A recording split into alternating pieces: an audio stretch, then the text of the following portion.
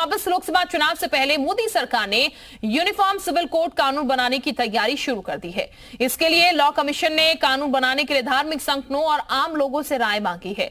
Commission ने कहा है कि जो लोग अपनी राय रखना चाहते हैं वो 30 दिन के अंदर अपने अपने विचार भेज सकते हैं। धार्मिक संगठनों और लोगों की राय मिलने के बाद इस पर आगे की कार्यवाही की जाएगी। वहीं दूसरी ओर कुछ राजनीतिक दलों और मुस्लिम संगठनों ने यूनिफॉर्म सिविल कोड लाने का विरोध किया है। इनका कहना यह है कि भारतीय संविधान सभी को आजादी देता है, लेकिन इसके लागू होने से धार्मिक आजादी छिन जाएगी। सरकार को यूनिफॉर्म सिविल कोड को छोड़कर बुनियादी जरूरतों पर ध्यान देना चाहिए और ऐसे में सवाल यह है कि बीजेपी यूनिफॉर्म सिविल कोड को क्यों लाना चाहती है और विपक्षी दल इसका विरोध क्यों कर रहे हैं। इसके आने से क्या नुकसान है और क्या फायदा होगा। अपने खास कार्यक्रम 2024 का संग्राम यूसीसी पर घमासान में इसी मुद्दे पर हम चर्चा करेंगे।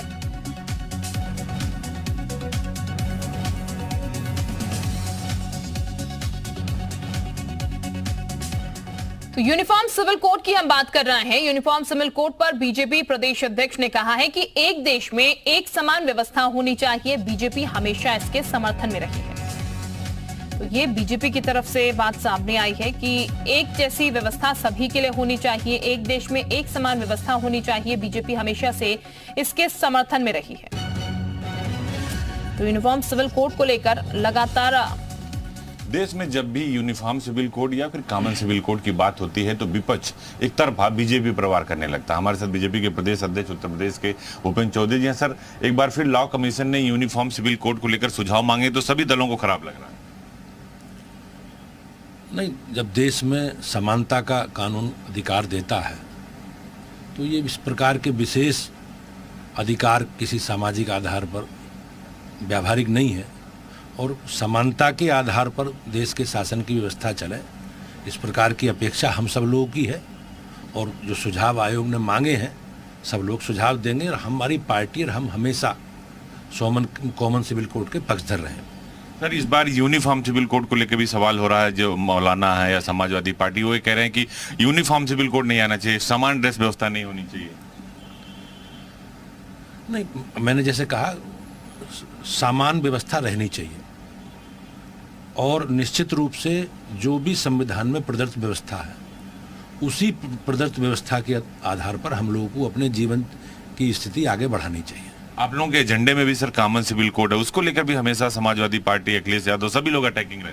नहीं, निश्चित रूप से हमारे एजेंडे में हमारा कोई एजेंडा छुपा एजेंडा नहीं है। हम लोगों ने जो कहा है, हमारी सरकार है, माननीय मोदी जी की और योगी जी की सरकार है, उस पर काम कर रही है।